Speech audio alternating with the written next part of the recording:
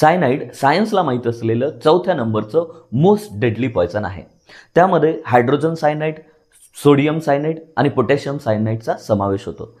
Hydrogen cyanide हे colourless, volatile, almond smell, liquid किंवा gas फॉर्ममध्ये सापडतं, तर सोडियम सायनाइड आणि पोटॅशियम सायनाइड हे व्हाईट कलरच्या सॉलिड फॉर्ममध्ये आढळून येतं. जर एखाद्या पर्सननी अगदी थोड्या प्रमाणात म्हणजेच 200 ते 300 mg इतकं पोटॅशियम सायनाइड जर खाल्लं तर त्या माणसाचा मृत्यू नुकत्या काही मिनिटातच होऊन जातो. त्यामध्ये होतं असं का सोडियम सायनाइड किंवा पोटॅशियम सायनाइड बॉडीमध्ये गेल्याबरोबर सेलला ऑक्सिजनचा सप्लाय बंद करून टाकतं आणि काही मिनिटातच माणसाचा मृत्यू होतो. त्यामधल्या काही मिनिटामध्ये म्हणजे आपण असं म्हणू का पहिल्या 1 ते 2 मिनिटामध्ये त्या माणसाच्या तोंडात तिखट लागायला लागतं, त्याला चक्कर यायला लागते, त्याचं डोकं दुखायला लागतं, त्याला मळमळ व्हायला लागतं.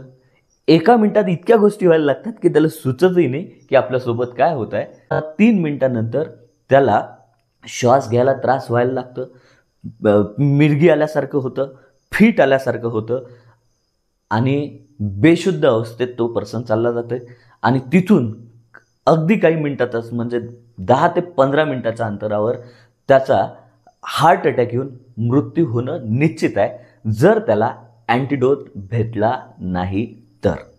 आता पोटॅशियम सायनाइडवर कुठला अँटीडोट काम करतंय तर सोडियम थायोसल्फेट हा अँटीडोट पोटॅशियम सायनाइडवर काम करते.